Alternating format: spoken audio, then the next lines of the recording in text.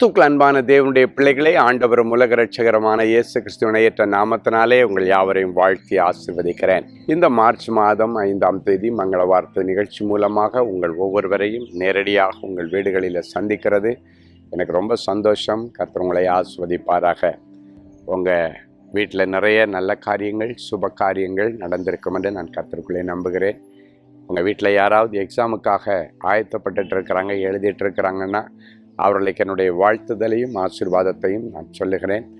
கர்த்தர் அந்த பிள்ளைகளுக்கு நல்ல மதிப்பெண்களை கொடுக்க கர்த்தர் அனுக்கிரகம் பண்ணுவாராக.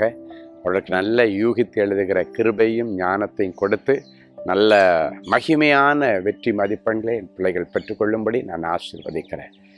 சரி, இந்த 5ஆம் தேதி எனக்கு ஆண்டவர் என்னதான் மங்கள வார்த்தை வச்சிருக்கிறாரு, ஆசையோடு எதிர்பார்த்துட்டு இருக்கிறீங்களா? நைட்டு நிறைய கெட்ட சொப்பனத்தை எல்லாம் பார்த்து இதாயிடுமோ, அப்படி நடந்துருமோ, இந்த மாதிரி நான் சொப்பனம் கண்டனே, கனவு கண்டனே அப்படின்னு பயத்தோடு எழும்பி உட்கார்ந்துருக்கிறீங்களா? இன்னைக்கு கர்த்தர் ஒரு நல்ல மங்கள வார்த்தையோடு உங்ககிட்ட வராரு. எடுத்து வாசிங்கிற 2 தீமோத்தேயுவின் புஸ்தகம் 1ஆம் அதிகாரம் 7வது வசனம் சொல்கிறது, தேவன் நமக்கு பயமுள்ள ஆவியை கொடாமல் பலமும் அன்பும் தெளிந்த புத்தியுமுள்ள ஆவியையே கொடுத்திருக்கிறார்.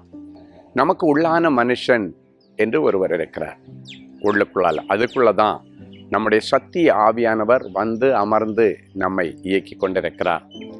என் அன்பு தேவனுடைய பிள்ளைகளே, ஆண்டவர் உங்களுக்குள்ளால பயத்தின் ஆவியை வைக்கல. பைபிள் அழகா சொல்லுகிறது, தேவன் நமக்கு பயமுள்ள ஆவியை கொடாமல்.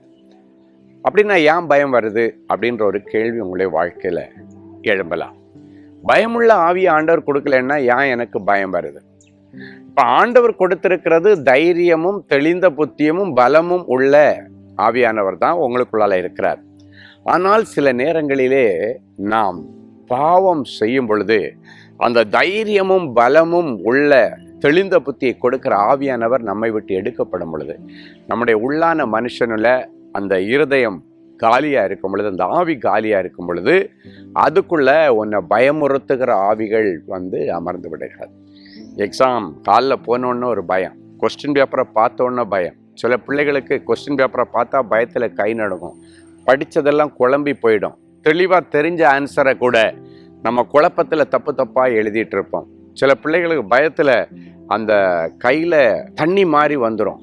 இப்படிப்பட்ட சூழ்நிலைகள் ஏன் வருதுன்னா, அந்த தைரியமும் பலமும் தெளிந்த புத்தியும் உள்ள ஆவியானவர் நம்மை விட்டு எடுக்கப்படும்படிக்கு ஏதோ ஒரு தவறான காரியத்தில் நம்ம மாட்டிக்கொண்டபடியினாலே அந்த ஆவியானவர் எடுக்கப்பட்டோன்னே இந்த நம்மை அழிக்கிற பயத்தின் ஆவி அவர்களுக்குள்ளால வந்து விடுகிறது.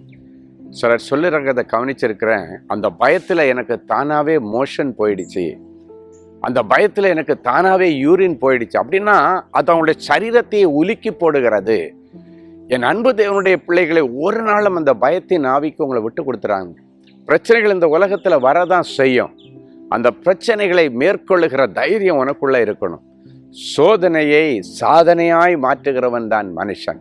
ஆண்டவர் அதுக்காக தான் அவனுக்கு 6வது அறிவுன்னு ஒன்று கொடுத்திருக்கிறார். அதனால தான் தெளிந்த புத்தியை கொடுத்திருக்கிறார். எனவே இன்னைக்கு தைரியமாக உங்கள் ஊழியத்தை செய்யுங்க. நீ வியாபாரத்தில் பயந்துட்டேன்னா நஷ்டம் வந்துடும். ஊழியத்தில் பயந்துட்டேன்னா ஒரு நாள் எதுவுமே செய்ய முடியாது.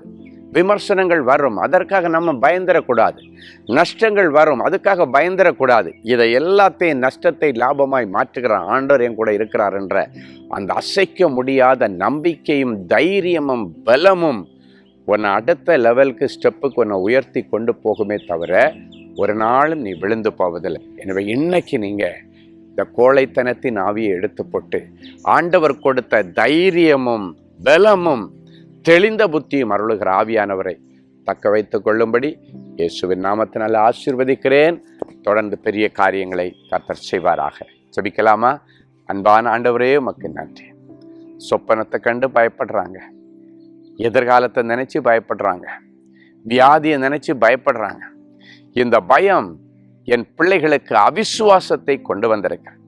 இன்றைக்கு அந்த அவிசுவாசத்தை எடுத்து போட்டு விசுவாச வாழ்க்கையில என் பிள்ளைகள் ஓட உதவி செய்யும். சிங்கத்தை போல தைரியமா இருக்க உதவி செய்யும். தெளிந்த புத்தியும் பலமும் தைரியமும் உள்ள ஆவியானவர் இன்னைக்கு என் பிள்ளைகளை ஆட்கொள்ளுவீராக. என்ன பிரச்சனை வந்தாலும் அதை மேற்கொள்வதற்கான பலமும் தெளிந்த புத்தியும் தைரியமும் என் பிள்ளைகளுக்கு கொடுத்து இவர்களை ஆசீர்வதிப்பீராக.